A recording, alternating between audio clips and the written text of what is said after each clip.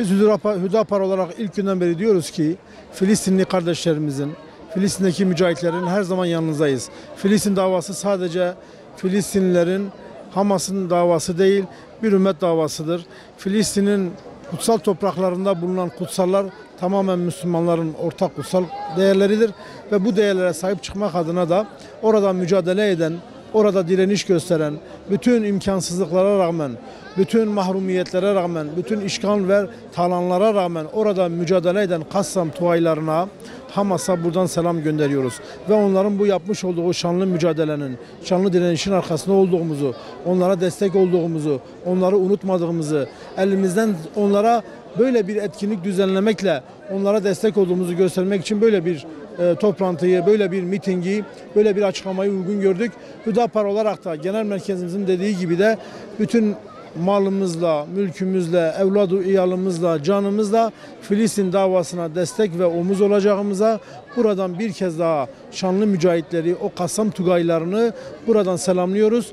Ve ben son olarak da Hüdapar ve Saadet Partisi'nin ortaklaşa İstanbul Yeni Kapı Meydanı'nda yapacakları Filistin'e destek için büyük bir gösteriye, büyük bir mitinge ben buradan çağrı yapmak istiyorum.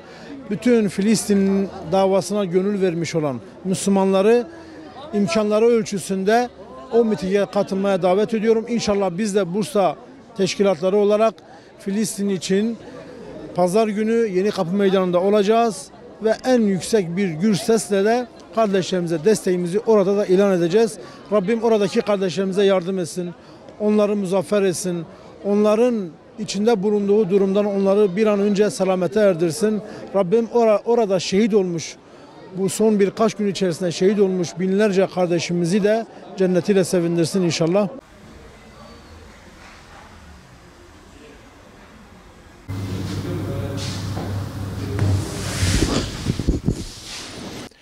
Siyonizmin arz-ı mev'ud hayallerini 1897 yılında Basel'de Theodor Herzl başkanlığında toplanan 1. Siyonist Kongresi'ni 1917 yılında yayınlanan Balfour Deklarasyonu'nu bilmeyenler İsrail'in 1948 yılında olağan bir biçimde kurulmuş bir devlet olduğunu zannedebilirler. Tanrı'nın ayrıca bir nefsi müdafası olmaz.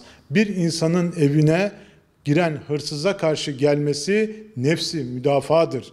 O hırsız bu karşı geliş karşısında kalkıp bir de ev sahibini öldürürse, evini ateşe verirse bu nefsi müdafaa olmaz. Böyle de kabul edilmez. Dünyanın her yerinde o hırsız aynı zamanda katil olarak kabul edilir. Hırsız ile ev sahibini, katil ile maktulü, zalim ile mazlumu hukuk önünde eşitlemeye kalkanlar bunu böyle bilmelidirler.